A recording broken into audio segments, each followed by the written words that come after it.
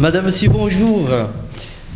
J'ai l'honneur et le privilège aujourd'hui d'avoir sur le plateau d'Al-Mouatine monsieur Jamal Kasban, député bruxellois et conseiller communal à la commune de Molenbeek, et aussi avoir le plaisir de recevoir Sophie Ansel, qui est écrivaine et spécialiste de la Birmanie, et nous allons parler de son dernier livre, Le Voici. Et puis, en même temps, on va parler d'une conférence qui s'organise cet après-midi au niveau du Parlement, ici à Bruxelles. Jamal, bienvenue sur le plateau d'Al-Mouatine. Merci, c'est toujours un plaisir. Sophie, bienvenue. Merci. Donc, ma première question, nous allons parler de la Birmanie, nous parler du livre, etc. Vous avez fait ce livre avec Habib Rahman, où vous racontez le récit de ce jeune garçon. Pourquoi vous avez choisi justement de travailler sur ce sujet-là, principalement? Donc en fait, ce récit, c'est vraiment un récit à la première personne. Donc c'est Habib qui raconte son histoire. Moi, j'ai voulu l'aider à raconter son histoire. On s'est rencontrés en 2006, donc ça fait pas mal de temps. Et sur place. Je l'ai rencontré en fait une fois qu'il fuyait la Birmanie. Donc je l'ai rencontré alors qu'il avait fui la Birmanie, il est arrivé en Malaisie. Et pendant des années, en fait, il a essayé de me dire, les Rohingyas, on est en train de vivre quelque chose de très difficile, enfin, des persécutions, on a un nettoyage ethnique, il faut absolument en parler à travers le monde, etc. Et au fur et à mesure, moi, je suis partie en Arakan, j'ai rencontré à la fois la population bouddhiste et la population des Rohingyas à ce moment-là, et j'ai vu un peu les choses évoluer. Et en fait, ce que je pensais, et c'est ce que j'ai proposé à Habib Rahman, que raconter l'histoire d'une personne, d'un Rohingya, même autant ordinaire finalement, un Rohingya ordinaire qui finalement vit des choses incroyables, mais parce que chaque Rohingya vit des choses absolument abominables au quotidien, c'était important pour créer un lien entre nous en Europe et ces personnes qui finalement sont des humains comme vous et moi, et qui, juste pour créer ce côté empathique qui va au-delà de seulement des nouvelles, des numéros, des nombres, des chiffres, parce que je pense qu'on est beaucoup dans l'actualité, mais il faut aussi aller dans l'émotion, et donc c'était important de raconter l'histoire d'une personne, de ses émotions face aux injustices du quotidien, face aux persécutions, parce qu'en fait finalement Habib, au quotidien c'est de la torture, de la peur, des arrestations, des restrictions de mouvement, restrictions à l'éducation, vraiment il a vécu tous les jours la peur de mourir en fait. Oui, et votre appréciation, vous personnellement, vous avez été sur place, donc vous avez rencontré les bouddhistes, mais aussi les Rohingyas. Quelle est votre appréciation par rapport à ça, ce qu'on raconte dans la presse, ce qu'on raconte dans les médias, etc. Est-ce qu'il y a une vraie réalité justement de persécution très radicale et très dure? Oui, dès les premières années où je me suis rendue en Arakan, j'ai vraiment clairement vu un peuple de Rohingyas qui était mis à part dans la région d'Arakan, qui n'avaient pas beaucoup à manger, des gens qui étaient très pauvres, des gens qui étaient insultés par les autres, en fait, par les Rakhine bouddhistes.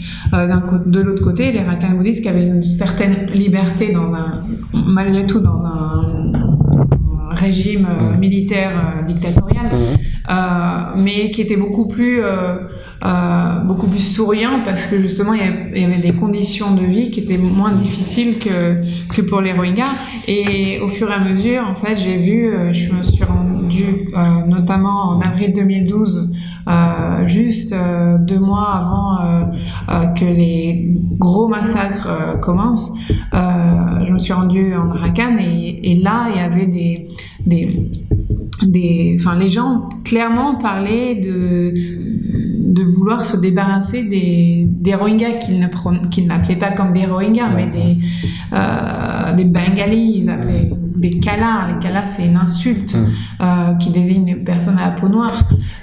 Et d'ailleurs, en 82, ils les ont privés du statut de nationalité ou de la citoyenneté. C'est pour ça que le livre s'appelle d'abord, ils ont effacé notre nom, parce que en 1982, ils ont effacé leur nom. C'est un peu institutionnalisé, officialisé le fait qu'ils n'existent pas. En fait, et l'idée à partir de ce moment-là, c'est les Rohingyas n'existent pas. Donc ils ont, il y avait des initiatives qui avaient été prises et des opérations qui avaient été mises en place avant, c'est-à-dire d'effacer les monuments historiques. Parce qu'il faut aussi bien prendre en compte le fait que les Rohingyas, c'est une des minorités ethniques qui a l'héritage culturel le plus important et le plus ancien présent en Birmanie. C'est-à-dire qu'on a des mosquées qui datent du XIVe siècle. Et tout ça, en fait,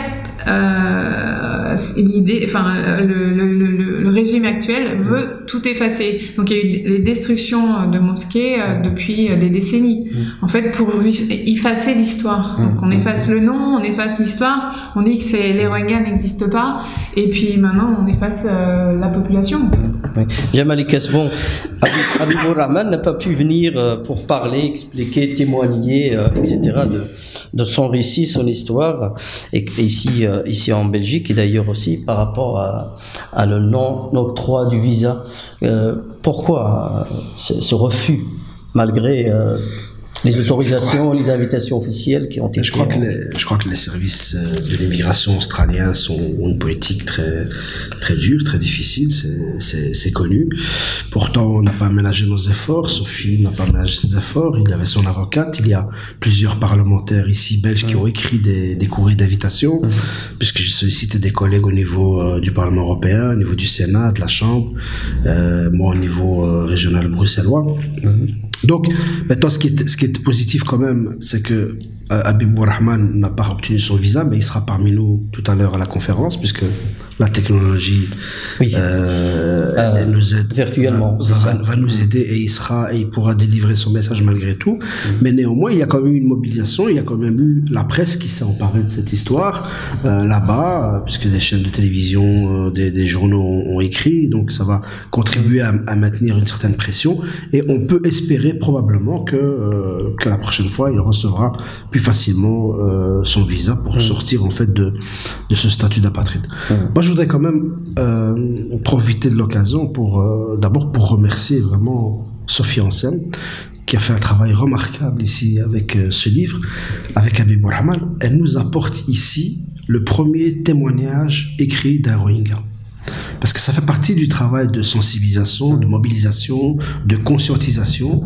Je pense que voilà, on a un bouquin qui est passionnant, qui est émouvant, et je pense voilà qu'on le doit à Sophie Ansem en grande partie, qui l'a coécrit avec Habibou. Mais voilà, je tiens quand même à la remercier, parce que c'est important. C'est avec des éléments de ce type qu'on va pouvoir avancer, qu'on va pouvoir faire bouger les choses. Des vrais récits. Parce qu'on est devant, clairement, il faut appeler les choses par leur nom, on est devant un génocide qui se produit, un nettoyage ethnique. Oui. On essaie d'effacer complètement l'existence même historique des gens, devant un génocide qui se déroule en silence et dans l'indifférence la plus totale. Alors vous organisez cet après-midi une conférence là-dessus. Est-ce que vous pouvez nous en parler un peu? Alors cet après-midi, donc au Parlement bruxellois, entre 14h30 et 17h, on organise une conférence, parce que justement notre volonté c'est d'informer, d'abord parce que les gens ne sont pas vraiment informés de ce qui se passe, avec des gens qui connaissent le terrain. Sophie d'ailleurs et Habibou sont nos invités, je veux dire, de marque, mais nous avons aussi des personnalités intéressantes qui vont venir présenter un peu la situation. Mathieu de Nanteuil, un professeur de l'UCL, qui a quand même à un moment donné pris des positions très claires et radicales vis-à-vis de Aung San Suu Kyi, qui avait reçu une distinction de l'université pour lui retirer, parce qu'elle est complètement indigne de ce titre, de ce prix de Nobel de la paix.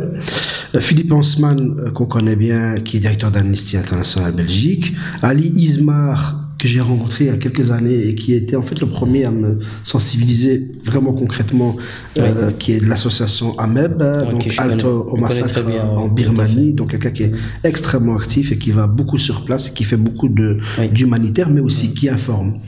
Et alors, également, le président de l'Union bouddhique de Belgique, parce que nous estimons qu'il ne faut pas faire d'amalgame, et qu'il y a des moines bouddhistes là-bas, on en parlera peut-être, qui font appel à assassiner, à éliminer les Rohingyas, mais c'est pas le cas du bouddhisme de manière générale. Le bouddhisme appelle à la paix, à la raison, donc c'est ce qu'on va essayer d'expliquer tout à l'heure. Et alors, la conclusion, c'est avec Maria Arena. Maria Arena, pourquoi? Parce que Maria Arena, c'est une collègue avec laquelle je travaille beaucoup. Et puis, elle est députée européenne, elle est très active dans la Commission des droits de l'homme. Et il est clair que nous, petite Belgique, on peut être sensible, on peut se mobiliser, mais il est clair que c'est l'Union européenne qui doit intervenir, qui doit agir pour qu'il y ait des commissions d'enquête, pour qu'il y ait des commissions sur place, parce que tout est fermé pour l'instant, et pour qu'il y ait réparation, retour en toute sécurité de ces gens, indemnisation, et aussi, surtout, je pense qu'il va falloir traîner devant les tribunaux compétents les personnes qui sont responsables de ces massacres et de ces génocides. Donc voilà, le but de cette conférence, c'est ça. Pourquoi dans le Parlement bruxellois? Notamment parce que c'est au Parlement bruxellois, à la suite d'une interpellation que j'ai faite en octobre 2017, que Bruxelles a décidé de ne pas participer à une mission économique en Birmanie. Donc je pense que ça fait partie aussi de ce que nous pouvons faire, les pressions économiques et financières, et aussi parce que ça fait quelques années que je travaille sur une résolution, sur un texte qui est quasi abouti, qui est quasi fini, et qui sera complété certainement après la conférence de cet après-midi. Et alors, dernière chose que je voudrais dire, parce que ça m'a beaucoup touché, et c'est Sophie qui m'en a parlé, je ne connaissais pas. Donc, on voit depuis des années des images, des vidéos, des massacres, des choses horribles qui sont... D'ailleurs, je suis même effrayé de savoir l'impact que ça a chez nos jeunes. Je suis très inquiet. Et alors, pour ceux qui comprennent pas toujours pourquoi est-ce qu'on parle des Rohingyas, pourquoi est-ce qu'on parle de génocide, pourquoi est-ce qu'on parle de massacre, de nettoyage ethnique, ceux qui pensent qu'on exagère ou qui ne connaissent pas la situation, j'ai eu l'occasion de découvrir une image, une simple image. C'est Sophie qui m'a fait découvrir, j'en parle depuis lors. Et malheureusement, parfois, face à des grands drames, souvent ce sont des images, ce sont des symboles qui ont permis que des gens prennent conscience. Si je fais un parallèle avec la crise des Syriens, ça fait des années que les Syriens connaissent, je veux dire, un véritable drame, se noient dans la mer parce qu'ils fuient la mort. Mais on a commencé à s'y intéresser après la photo du petit garçon, du petit Thaïland sur la plage. Et bien ici, Sophie m'a fait découvrir une photo que j'ai publiée. C'est ces milices qui se forment et qui massacrent les Rohingyas musulmans là-bas. Eh bien, ils ont des véhicules, ils utilisent des véhicules, et ces véhicules, ils les ont maquillés. Et ils les ont maquillés avec quoi? Ils les ont maquillés avec des croix gammées, avec des inscriptions nazies. Je pense que ça passe de tout commentaire si on veut vraiment comprendre à quel point on est arrivé. On est arrivé à un point vraiment tel que l'humanité ne peut pas rester indifférente. Justement, une question dans ce sens. La junte militaire fait des dégâts, tue des enfants, tue des femmes, des personnes âgées, etc. Pourquoi c'est indifférent justement de la communauté internationale par rapport à ce dossier qui est reconnu par l'ONU comme un des pires dossiers où il y a vraiment des persécutions contre l'humanité? Oui, ce qui est terrible, c'est qu'il y a des rapports sur les persécutions des Rohingyas depuis des années. Maintenant, ça fait depuis des années que la communauté internationale n'agit pas pour venir à l'aide des Rohingyas. Il y avait un grand espoir des Rohingyas aussi auprès d'Aung San Suu Kyi. Ça fait partie de l'ethnie minoritaire qui a le plus soutenu Aung San Suu Kyi pendant sa détention, pendant qu'elle était en résidence surveillée. Et la communauté internationale, en fait, malheureusement, a calqué sa politique par rapport à la Birmanie sur Aung San Suu Kyi et ce qu'elle en dit, ce qu'elle dit du pays et ce qu'il faut en faire, etc. Donc en 2012, Aung San Suu Kyi, qui était du coup commencé à avoir plus de pouvoir, avait gagné des élections et commencer à du coup avoir une place importante en politique, a fait un voyage au niveau international, à la fois pour recevoir des prix et à la fois pour finalement inviter le monde à venir commercer avec la Birmanie, inviter le monde à lever les boycotts sur la Birmanie, etc. Et c'est à ce moment-là aussi que les massacres se sont accélérés, accentués sur les Rohingyas. Et malheureusement, la communauté internationale est restée aveugle à ces massacres parce que si Aung San Suu Kyi ne disait rien, c'est que finalement, il fallait rien dire finalement. Enfin, disons que... Il y a des intérêts peut-être qui sont plus proches de... Et du coup, il y avait peut-être des intérêts économiques qui se sont mis en place parce que le monde n'attendait aussi que un peu ce sésame moral entre guillemets de la part d'Aung San Suu Kyi qui dit oui, venez, maintenant on peut boycotter, parce qu'avant ça se faisait pas de vraiment commercer avec la Birmanie, un état dictatorial. Mais là, Aung San Suu Kyi, icône de la démocratie et des droits humains, invitant le monde à venir en Birmanie. Donc il y a une ruée vers la Birmanie, en fait, une ruée des investissements, une ruée du tourisme.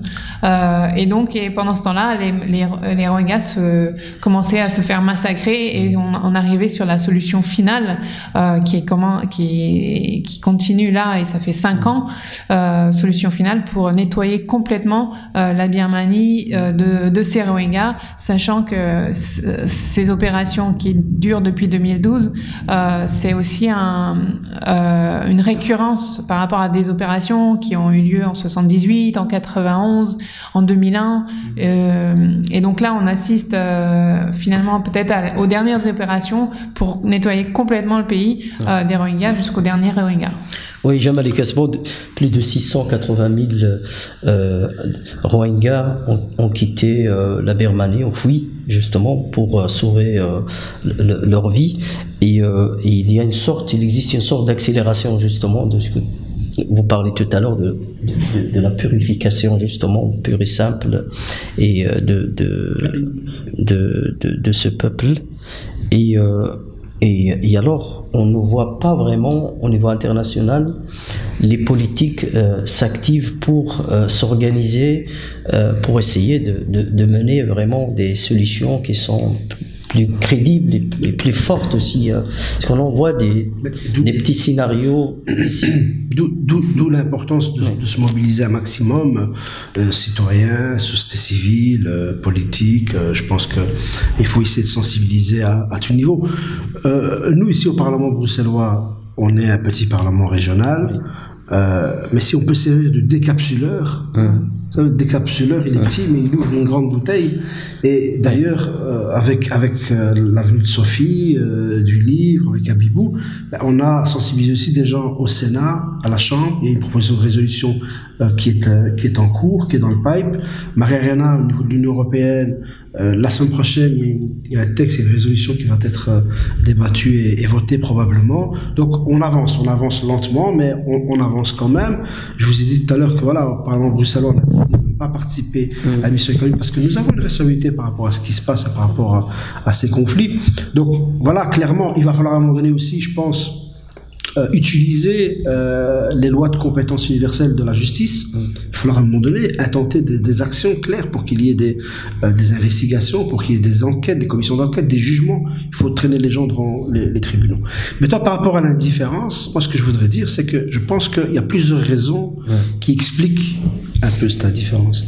D'abord, mettons avec les réseaux sociaux, le monde est un village. On sait ce qui se passe à l'autre bout du monde très vite, très facilement. On a des vidéos. C'était pas le cas il y a quelques années, il faut le dire, que ce soit pour les Rohingyas ou pour d'autres situations ailleurs. Vous avez un tremblement de terre quelque part, on a déjà des images dans la seconde, dans les c'est une réalité. Donc ça a ses côtés positifs, ça peut avoir ses côtés négatifs parce qu'il y a aussi de la propagande, il y a aussi de la désinformation par rapport à ce qui se passe. Je pense que les Rohingyas, le fait qu'ils soient musulmans, ça les aide pas. Clairement, je pense que quand c'est des musulmans, parfois on s'en fout. Voilà. Donc il faut dire une chose, moi je le dis clairement, je le dis que comme je pense. Je pense que dans le monde aussi, parfois quand on entend parler de certains conflits, on a tendance à s'accommoder très vite et à s'habituer. Regardez, conflit israélo-palestinien, l'occupation qui dure depuis tellement d'années, on n'en parle parfois plus, et puis parfois il suffit de bombardements, il suffit d'un massacre, il suffit d'une arrestation, il suffit de quelque chose qui, boum, qui flash pour qu'on en reparle, alors que ça fait plus de 70 ans que l'occupation perdure. Il ne faut pas négliger le fait qu'il y a certainement des intérêts économiques dans cette région, certainement des intérêts économiques et stratégiques, comme toujours. Et alors, aussi, et là je t'aimerais là-dessus, parce que je pense que ça doit nous interroger aussi sur notre capacité d'analyser l'information et d'avaler parfois ce qu'on nous présente. On nous a endormis avec Aung San Suu Kyi. On nous a endormis avec son prix Nobel de la paix, avec cette campagne, cette propagande. Oui, parce que pendant ce temps-là, tout continuait. On a voulu nous la présenter comme la gentille, puis les militaires les méchants. Ben non, mais c'est pas comme ça la vie. C'est beaucoup plus compliqué et la réalité est beaucoup plus cruelle. Et donc, cette tendance, il y a d'autres situations, on peut le constater aussi, où on a tendance parfois, le monde politique, le monde médiatique, à créer comme ça des icônes, à créer des images de personnes, et puis alors à porter des espoirs, et quelque part aussi se déresponsabiliser. Se décharger de sa propre responsabilité. On se dit, finalement, Aung San Suu Kyi, elle est candidate, elle va être élue, une fois qu'elle sera élue, elle va régler le problème. Je veux dire, Israël et Palestine, c'est la même chose. Dès qu'il y a les élections au nouveau gouvernement, on espère tous que le prochain gouvernement, c'est sur la droite ou l'extrême droite, et parfois même la gauche, ça change pas grand-chose parfois. Donc voilà, donc je pense qu'il y a ces problèmes-là, il faut se poser des questions, il faut s'interroger. Mais pendant ce temps, nous, on peut agir, voilà. Et ici, Sophie nous montre un très bel exemple avec ce beau livre, ce beau témoignage. Justement, ce livre, Sophie, n'est pas traduit dans d'autres langues, par exemple en arabe, alors en sachant que la communauté musulmane est très intéressée aussi par ce problème lié à la Birmanie et à la minorité musulmane sur place. C'est sûr qu'idéalement, il va être traduit. Le livre sort demain en français. Donc forcément, après, je pense que c'est un peu essayer de trouver des éditeurs à l'étranger qui souhaitent avoir et parler du livre et de le faire traduire dans leur langue, en fait. Donc c'est sûr que en langue arabe, ce serait super. Et aussi idéalement en birman, pour que les maximum de Birmans le lisent. Mais après ça, je pense que c'est utopiste. Mais... Oui, pour mobiliser justement la communauté musulmane, c'est vrai que la communauté musulmane s'organise mais différemment et parfois avec des traitements différents, coordinations différentes. Mais il y a le souci justement de penser à cette minorité musulmane. Donc ça existe dans les mosquées, on fait ça dans les organisations, dans tous les pays, etc. Mais l'information pure et simple ne vient pas toujours telle qu'il est. C'est ça le problème. Donc le manque d'information sur place. Par exemple, on parle de l'aide humanitaire, et alors on sait très bien qu'il y a plus d'aide humanitaire qui rentre à l'intérieur de la Birmanie. Donc comment donner des informations, ce qu'on peut faire là-bas sur place, ce qu'on peut pas faire, avec qui on va travailler, etc. Est-ce que tout ça existe dans le livre ici ou pas? Mais là, je pense qu'en fait, est-ce que tout ça existe dans le livre, est-ce que vous avez abordé ça? Moi, j'ai pas. En fait, le livre, il veut vraiment expliquer quelque chose, c'est-à-dire dans le sens où les persécutions, elles existent depuis près de 50 ans. Et en fait, le livre montre comment cet engrenage s'est mis en place pour arriver à ce qu'on arrive, à la situation d'aujourd'hui. Comment finalement la Birmanie a été un producteur entre guillemets de réfugiés, de survivants et aussi d'esclaves qui se sont enfuis de Birmanie tellement ils ont vécu l'enfer là-bas, qui sont passés d'un enfer à un autre. Et donc en fait le livre il raconte tout ça sur 50 ans, ce qui s'est passé. Maintenant pour les solutions, non, en fait les solutions c'est qu'aujourd'hui la situation c'est que l'Arakan est un apartheid, c'est que l'Arakan est inaccessible, donc l'ouest de la Birmanie où se trouvent les Rohingyas, c'est inaccessible. Les Rohingyas, on leur a toujours interdit de sortir, d'ailleurs, de leur village, etc. Et donc ils ont été complètement coupés du monde, mais ils sont toujours coupés du monde aujourd'hui. Et en fait, chaque jour est importante, et je pense que c'est Habib va intervenir aujourd'hui à ce niveau-là pour dire que chaque jour, chaque heure qui passe, pour les Rohingyas, c'est aussi des gens qui sont en train de se faire massacrer dans le silence. Il est important maintenant, c'est urgent de mettre la pression sur la Birmanie pour ouvrir, comme le disait Monsieur Iskazban, ouvrir l'Arakan aux enquêtes internationales neutres, à la protection en fait des Rohingyas. L'ONU n'est pas suffisant, par exemple, pour l'ONU qui a quand même travaillé sur le dossier. Il faudrait qu'ils mettent les moyens en Arakan pour avoir des gens qui protègent les Rohingyas, pour avoir des enquêtes pour dénombrer le nombre de fosses communes qui existent actuellement, parce que en fait en ce moment les extrémistes et les militaires continuent de brûler les villages. Les gens continuent de s'enfuir. Donc clairement, il y a une situation d'urgence en Arakan et qui n'est pas vue par personne. Oui, je signale simplement, comparaison n'est pas raison, et je suis prudent avec les comparaisons historiques, mais néanmoins, voilà, on est devant un génocide et des gens parfois qui se revendiquent de l'idéologie nazie avec des solutions finales. Mais Hitler, il a exterminé le plus de juifs sur la fin, au moment où il savait qu'il allait perdre. Là, qui se sont activés pour en massacrer beaucoup plus dans les camps. Donc c'est le même processus en fait. Ici, faire attention, je pense qu'ils savent que cette situation ne peut pas continuer. La communauté internationale ne peut pas rester timide indéfiniment, ne peut pas se contenter simplement de publier des rapports. Elle devra aller sur place, elle devra intervenir. Et quand vous posez la question de savoir qu'est-ce qu'on peut faire, tout à l'heure il y a une association, une ONG qui va très souvent sur place, qui pourra expliquer ce qui peut être fait en matière de solidarité. J'ai expliqué tout à l'heure qu'il faut des pressions économiques et financières.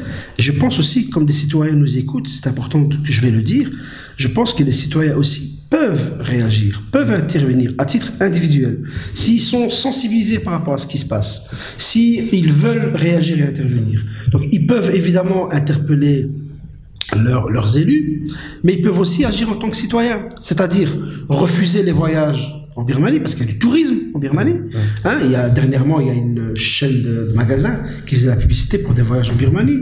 Je ne vais pas citer le nom, parce que c'est plus le cas maintenant. Il faut refuser ces voyages-là. Il faut même refuser d'acheter un voyage dans une agence qui continue à vendre ces voyages-là. Je pense que ça, c'est le pouvoir que chaque citoyen a et peut avoir. C'est un petit exemple parmi d'autres. Jamal, pourquoi on n'organise pas des manifestations comme on le fait dans d'autres... Ici, à Bruxelles. Des manifestations il y en a eu. Mais ils sont minimes. Ils ne sont pas des manifestations très visibles par rapport à d'autres qui sont très grandes, en sachant que le problème, il est très urgent de faire quelque chose. Mais je crois que les manifestations sont souvent à l'image de la prise de conscience des gens. Ici, moi, je ne veux pas... Pour moi, il n'y a pas que les musulmans qui doivent se sentir sensibles par rapport à ce qui se passe. Ce qui se passe, c'est toute l'humanité qui doit intervenir, toute l'humanité qui doit réagir. Je pense que quand il y a des massacres et des situations comme ça dans le monde, qu'il s'agisse de musulmans ou non d'ailleurs, on doit être mobilisés. Nous, en tant qu'êtres humains, en tant qu'amoureux et défenseurs des droits de l'homme et des droits humains, tout simplement. Maintenant, voilà, les manifestations, il y en a eu 2 auxquelles j'ai participé ici. Il y en a en France également. Je pense que le citoyen, parfois, il a envie d'agir, il a envie de réagir. Il ne sait pas toujours comment. Voilà, je me permets de donner un exemple. Moi, à titre personnel, si je vais dans une agence de voyage pour acheter un produit, si l'agence de voyage vend des voyages pour la Birmanie, je ferai la remarque et je n'irai plus dans cette agence. J'irai dans une autre, mais je ferai comprendre à cette personne qu'il faut arrêter. Et si nous sommes plusieurs à le faire, je suis certain que n'importe quel directeur d'agence va arrêter de faire ça. Vous savez, il y a quelques années, on a lutté contre l'apartheid en Afrique du Sud en boycottant les pommes du Cap-Vert, notamment. Ce sont des petites choses, hein, mais c'est souvent avec les petits cours d'eau qu'on fait les rivières et les fleuves. Hein. Sophie, si vous avez quelque chose à dire pour mobiliser justement les politiques, les citoyens par rapport à cette situation très dramatique et très difficile, qu'est-ce que vous pouvez dire? Moi, je pense il faut vraiment réaliser le fait qu'en Birmanie, on a tout un pays avec la presse, le clergé, la population, le gouvernement. Tout est un pays qui est mobilisé contre ces Rohingyas. Il y a une propagande qui a été faite sur 50 ans avec du racisme de base contre ces Rohingyas qui sont vus comme des sous-hommes parce qu'il y a une ignorance.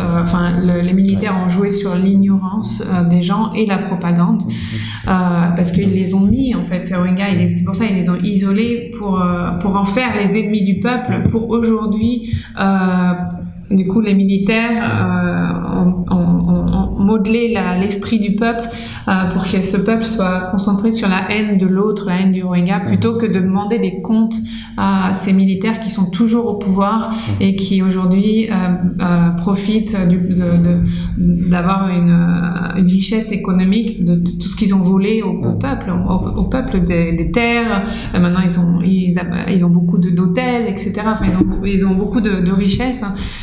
Donc, il est important donc de travailler aussi sur cette mentalité de racisme qui est là aujourd'hui.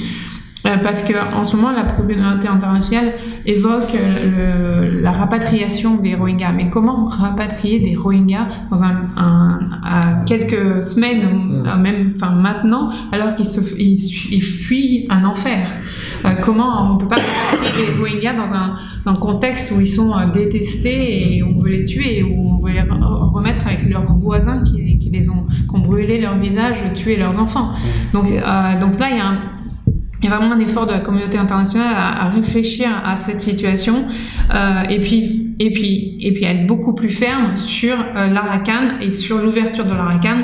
Il faut maintenant, il y a un devoir d'assistance à peuple en danger et donc il faut envoyer des gens pour enquêter, pour ouvrir l'Arakan et pour demander des comptes aux criminels aujourd'hui qui sont au gouvernement. Et qu'il est l'organisation qui a ce pouvoir d'agir rapidement et d'intervenir justement pour enquêter. Du coup, je veux penser que l'ONU a du pouvoir. Le Conseil de sécurité, l'ONU. Aujourd'hui, toute la communauté internationale se mobilise en Syrie et en Irak contre Daesh. Daesh qui utilise une idéologie, une religion pour créer la haine de l'autre. On instrumentalise la religion. Ici, c'est la même chose. C'est quasi le même processus.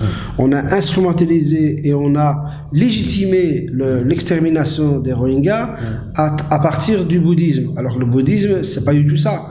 Donc là, également, on prône la haine de l'autre. On est en train d'assister à un génocide en direct. Tout ça a des répercussions sur la population aussi ici en Europe. Moi, je suis effrayé de voir toutes ces vidéos qui circulent où on découpe des gens vivants, où on brûle des gens vivants, on brûle des bébés, on brûle des femmes, des hommes. Et on vise les bouddhistes d'une manière générale. Oui, alors que bon, c'est pas tous les bouddhistes. Alors là, on peut pas rester sans rien faire. Comme dit Sophie, il y a non-assistance 100% en danger et une citation célèbre qui disait que le monde ne va pas être détruit par ceux qui font le mal, mais va être détruit par ceux qui regardent sans rien faire. Et on est là-dedans. Moi, je suis encore jeune, j'ai pas connu la guerre mondiale, mais si j'avais connu la guerre mondiale et que j'avais eu devant moi des juifs, si je les avais aidés, je l'aurais peut-être fait au péril de ma vie, j'aurais peut-être subi des conséquences, mais si je l'avais pas fait, eh bien je pense que tous les jours restants de ma vie, je vivrais dans la honte et l'indignation totale du comportement lâche qui aurait été le mien. Jamal Kasbon, merci d'avoir participé à cette émission. Sophie Ansel, merci d'avoir participé. Donc, madame, monsieur, voilà le livre. Donc, Habibur Rahman. D'abord, ils ont effacé notre nom. Donc, c'est un livre que vous trouviez partout pour comprendre la situation en Birmanie. Et c'est ici que se termine notre émission et à la prochaine fois. Merci.